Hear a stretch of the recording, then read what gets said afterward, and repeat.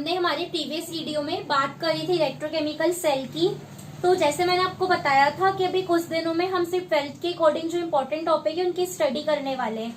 आज फिर से मैं एक बार आपके सामने एक इम्पोर्टेंट टॉपिक लेकर के आई हूँ विच इज नस्ट इक्वेशन। और ये जो टॉपिक है, इस टॉपिक को पढ़ने से पहले इलेक्ट्रोकेमिकल सेल को समझना बहुत जरूरी है। आप में से कुछ लोग ऐसे होंगे जिसने हमारे इलेक्ट्रोकेमिकल सेल वाली वीडियो को नहीं देखा, तो उनके लिए ऊपर आई बटन में हम लिंक डाल देंगे। आप पहले इलेक्ट्रोकेमिकल सेल की स्टडी डिटेल में करेंगे, देन नस्ट इक्वेशन को स्टार्ट करेंगे। नस्ट इक्वेशन इलेक्ट्रोकेमिस्ट्री का एक टॉपिक है। तो चलिए हम देखते हैं कि नस्ट इक्वेशन क्या है। एक्चुअली क्या, नस्ट एक केमिस्ट थे जिनका कहना ये था कि किसी भी सेल का जो इलेक्ट्रोड पोटेंशियल होता है वो उस सेल की आयन के कंसंट्रेशन पे एंड टेम्परेचर पे डिपेंड करता है। फिर से सुनिएगा एक बार, नस्ट का कहना ये था कि किसी भी सेल का इलेक्ट्रोड पोटेंशियल उस सेल के concentration of ion and temperature पर डिपेंड होता है।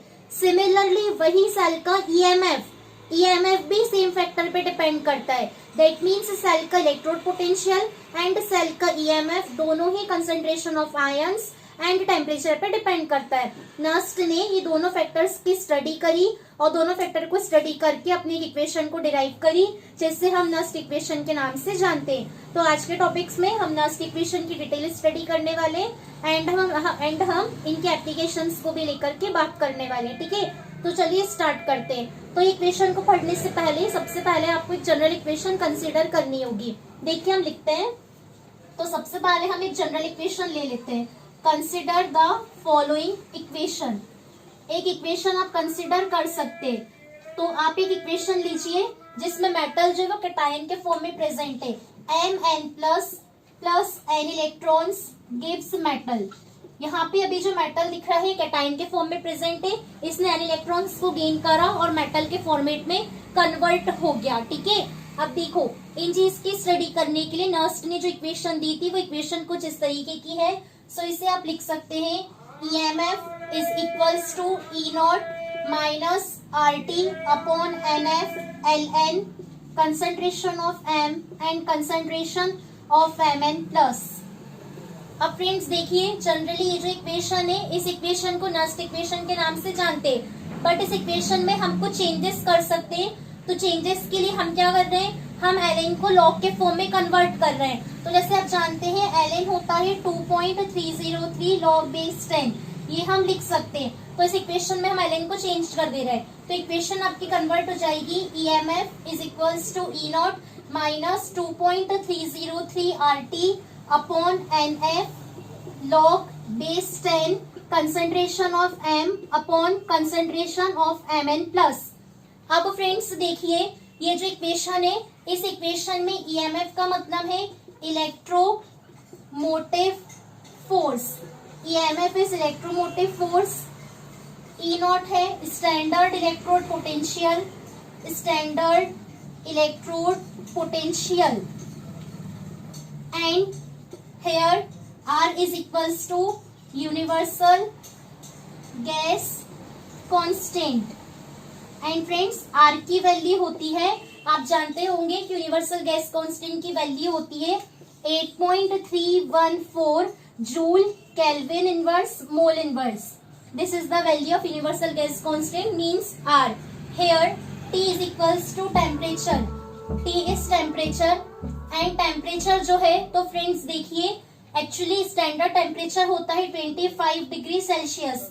यदि आपको इस टेम्परेचर को केल्विन में बदलना है तो आप क्या करेंगे, 25 में 273 का एडिशन करेंगे, तो आपके पास टेम्परेचर की वैल्यू हो जाएगी 298 केल्विन। ये हो गया टेम्परेचर। एंड यहाँ पे ये कंसंट्रेशन ऑफ M, तो कंसंट्रेशन ऑफ M को बोलेंगे concentration of electrode. Concentration of M कहलाता है concentration of electrode. And similarly concentration of Mn plus is concentration of electrolyte। ये हो गया Nernst equation. And Nernst equation में यूज होने वाली कुछ टर्मिनोलॉजी है ना। आई होप फ्रेंड्स आपको ये वाली इक्वेशन अभी इतनी क्लियर हुई होगी। अब देखिए, इस इक्वेशन में हम कुछ चेंजेस करने वाले हैं।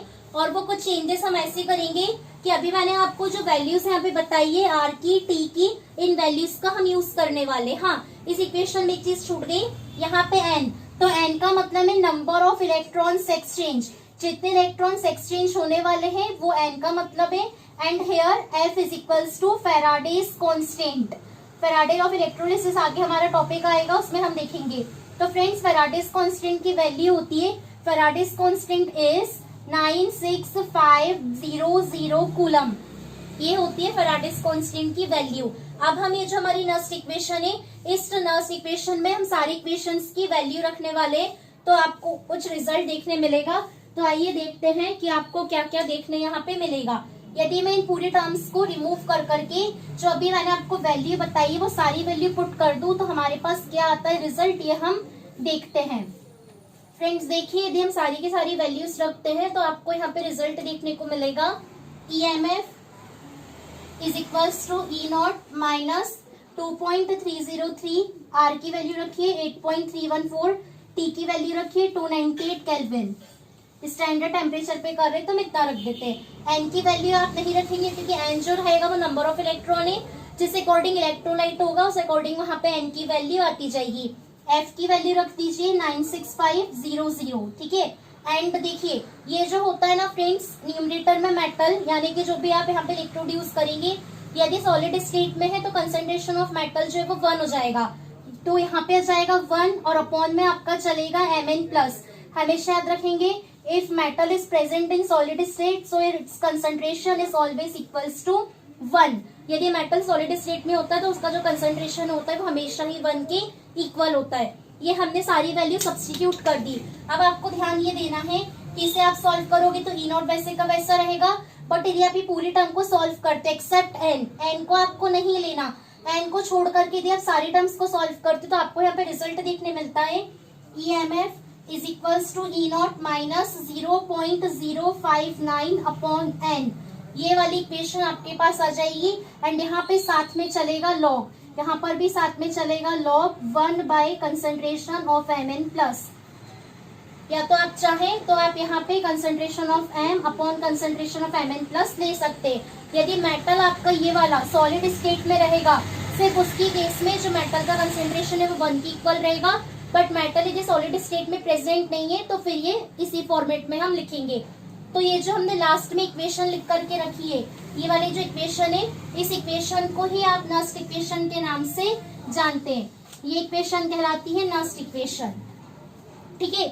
तो फ्रेंड्स चलिए अब हम देखते हैं कि नस्ट इक्वेशन को इलेक्ट्रोकेमिकल सेल के अकॉर्डिंग हम कैसे लिख सकते हैं। तो इतना हो गया, नस्ट इक्वेशन आपने लेके आए। अब इस नस्ट इक्वेशन को हम कन्वर्ट करते हैं इलेक्ट्रोकेमिकल सेल के अकॉर्डिंग या फिर डेनियल सेल के अकॉर्डिंग। एग्जांपल लेके भी हम नस्ट इक्वेशन को कन्वर्ट कर सकते हैं। और ये जो है आपके पूरे चैप्टर का सबसे इम्पोर्टेंट टॉपिक है, ठीक है। तो देखिए, आप सबसे पहले जैसे ही हम बात करते हैं इलेक्ट्रोकेमिकल सेल की, तो एक्चुअली इलेक्ट्रोकेमिकल सेल में होता क्या है कि इलेक्ट्रोकेमिकल सेल में हम एज एन इलेक्ट्रोलाइट यूज करते हैं zinc and copper. Electrochemical cell में हम जिंक एंड कॉपर इलेक्ट्रोलाइट का यूज करते हैं। तो हम जिंक सल्फेट लेते हैं और उसमें जिंक रॉड को डिप्ड करते हैं, एंड कॉपर सल्फेट लेते हैं उसमें कॉपर रॉड को डिप्ड करते हैं। तो हमारे लिए जो इलेक्ट्रोकेमिकल है डेनियल सेल है, उनकी इलेक्ट्रोड्स हो गए zinc electrode and copper electrode, okay. तो इसी बात को बेस मान के हम इक्वेशन को आगे प्रूव करते हैं। बट फ्रेंड्स देखिए, इसके पहले मैं आपको एक चीज और बता दूं कि स्टैंडर्ड EMF निकालने का फॉर्मूला होता है E0 ऑफ सेल या EMF of cell is equals to E0 of cathode minus E0 of anode. आपने ये पहले पढ़ा हुआ है कि जो सेल का EMF या जो सेल का इलेक्ट्रोड पोटेंशियल है वो डिफरेंस होता है कैथोड के इलेक्ट्रोड पोटेंशियल एंड एनोड के इलेक्ट्रोड पोटेंशियल पर। और हमेशा आप ये याद रखेंगे कि कैथोड का जो इलेक्ट्रोड पोटेंशियल होता है उसकी वैल्यू ज्यादा होती है, एंड एनोड के इलेक्ट्रोड पोटेंशियल की जो वैल्यू होती है वो ऑलवेज लेस देन कैथोड होती है, ठीक है। अब आप इसे ऐसा भी लिख सकते हैं, E0 ऑफ कैथोड को आप लिख सकते हैं E0 of right minus E0 of left, क्योंकि जो कैथोड होता है उसे हम मोस्ट ऑफ द टाइम या आप बोल सकते हो हमेशा हम कैथोड को राइट हैंड साइड में यूज करते हैं, एनोड को हम लेफ्ट हैंड साइड में यूज करते हैं, ठीक है। अब देखिए, आप ये वाले फॉर्मूले को E0 of cathode minus E0 of anode, इस फॉर्मूले को बेस मान के हम नस्ट इक्वेशन को डिराइव करते हैं। हम नेक्स्ट इक्वेशन करने जा रहे हैं किसके अकॉर्डिंग, इलेक्ट्रोकेमिकल सेल के लिए। तो यहाँ पे आप लिख सकते हैं या फिर फॉर डेनियल सेल।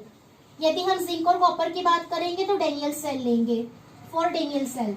इसके लिए नेक्स्ट इक्वेशन क्या होगी, तो देखिए डेनियल सेल में आपको ये फॉर्मूला आ गया, electrode potential is equals to E not of cathode minus E not of anode. अब डेनियल सेल में कैथोड में होता है कॉपर इलेक्ट्रोड एंड एनोड में होता है जिंक इलेक्ट्रोड। तो इसी के अकॉर्डिंग आपको वैल्यू रखनी है, ठीक है। देखिए E not of cell is equals to E not copper cation by copper minus 0.059। जब भी आपने नेक्स्ट इक्वेशन निकाले वो अपॉन में आ जाएगा n, यहाँ पे चलेगा लॉग कंसंट्रेशन ऑफ दिस। ये हो गया ई नॉट ऑफ कॉपर, यानी कि ई नॉट ऑफ कैथोड की वैल्यू। हम ये वाले फॉर्मूले में वैल्यू पुट कर रहे हैं, फॉर्मूला ही E not of cell is equals to E not of cathode minus E not of anode. तो ये वाले फॉर्मूले में अभी हमने वैल्यू रख चुके हैं कैथोड की, अब हम माइनस का साइन लगाएंगे, अब हम एनोड की वैल्यू रखेंगे। तो डेनियल सेल में एनोड पे होता है जिंक इलेक्ट्रोड, एनोड के लिए हम इक्वेशन को लिख सकते हैं E not Zn2 plus by Zn minus 0.059 upon n log 1 by concentration of zinc cation. ये आप रख सकते हो, ओके। यदि फ्रेंड्स आप चाहें तो आप क्या कर सकते हैं, यहाँ लॉग के बेस में 10 भी लगा सकते हैं। नहीं लगाएंगे so it's okay and use करेंगे देन ऑल्सो इट्स ओके, कोई डिफरेंस नहीं आएगा। अब आपको क्या करना है, ई नॉट ऑफ सेल को वैसे का वैसा लिखिए, ये वाले ब्रैकेट में कोई चेंजेस नहीं आएगा। इस ब्रैकेट में जो वैल्यू लिखी हुई है उससे वैसा ही आप लिख दीजिए, एग्जैक्ट जैसा यहाँ पे लिखा हुआ है। तो वैसा का वैसा अभी मैंने लिख दिया है। अब नेक्स्ट स्टेप में आपको क्या करना है, जो उसके बाद वाला ब्रैकेट है वो ब्रैकेट में आप देखिए जो जिंक लिखा हुआ है ये अभी डिनोमिनेटर की कंडीशन में है।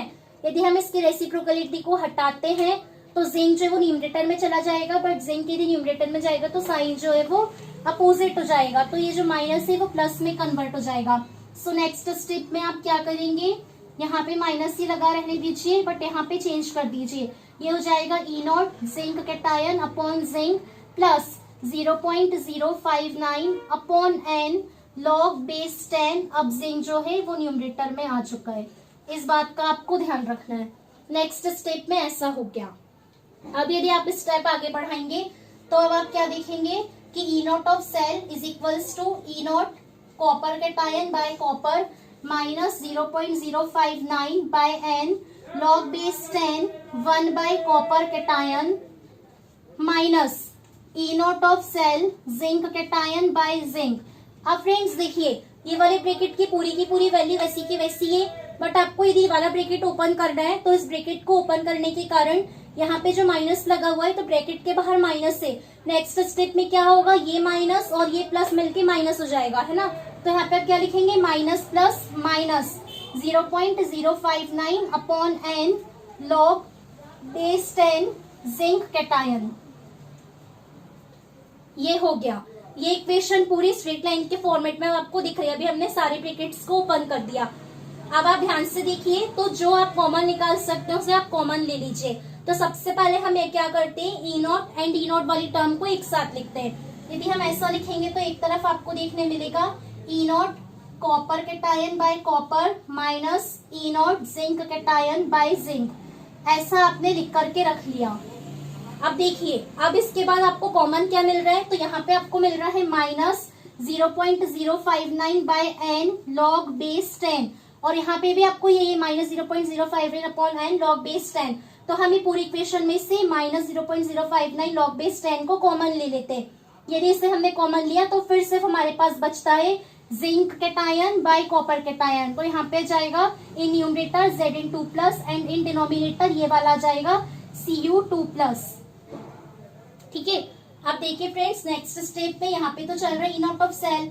नेक्स्ट स्टेप में आप क्या कर सकते हैं, यदि आप चाहें तो यहाँ पे आप ई नॉट ऑफ सेल रखिए या फिर इसे आप ईएमएफ भी लिख सकते हैं। तो यहाँ पे आप कर लीजिए ईएमएफ ऑफ सेल, यानी कि इलेक्ट्रोमोटिव फोर्स।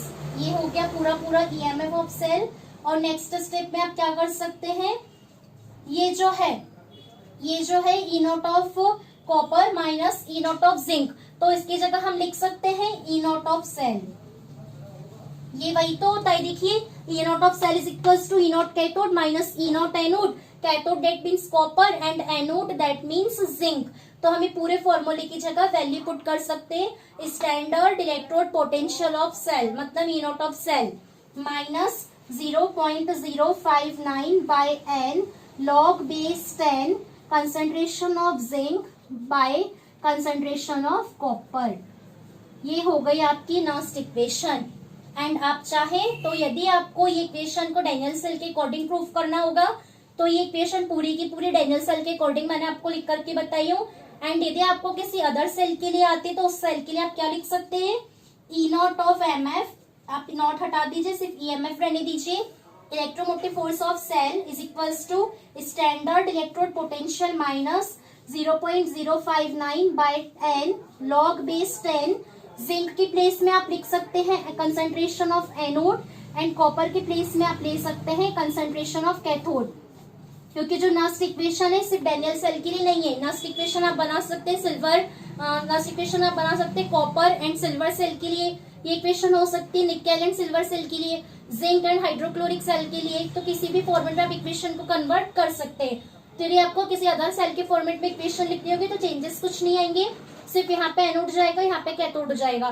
तो एनोड की जगह पे एनोड का कंसंट्रेशन रखेंगे एंड कैथोड की जगह कैथोड का। अब यदि आपको कंफ्यूजन हो कहाँ एनोड लेना है कहाँ कैथोड लेना है तो इसके लिए मैंने आपको एक ट्रिक बता दी है कि जिसका इलेक्ट्रोड पोटेंशियल कम होगा वो हमेशा एनोड होगा एंड जिसका इलेक्ट्रोड पोटेंशियल ज्यादा होगा वो हमेशा कैथोड होगा। जैसे बात करो जिंक एंड कॉपर की, तो जिंक का जो इलेक्ट्रोड पोटेंशियल है वो होता है माइनस 0.76 वोल्ट एंड कॉपर का इलेक्ट्रोड पोटेंशियल होता है प्लस 0.34। तो जो कॉपर है उसका इलेक्ट्रोड पोटेंशियल ज्यादा है, इसलिए जो कॉपर है वो कैथोड में रहेगा और जिंक का इलेक्ट्रोड पोटेंशियल कम है, नेगेटिव है, माइनस 0.76।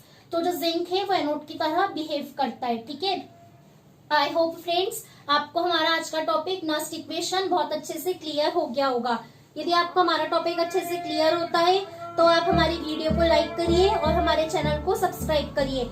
और प्लीज आपका जो भी एग्जाम होने वाले 2020 का केमिस्ट्री का, उस एग्जाम के लिए नर्स्ट इक्वेशन को सॉल्व करना मत भूलिए। देखते रहिए, मिलते हैं नेक्स्ट वीडियो में कुछ न्यू टर्म्स के साथ। Good bye friends.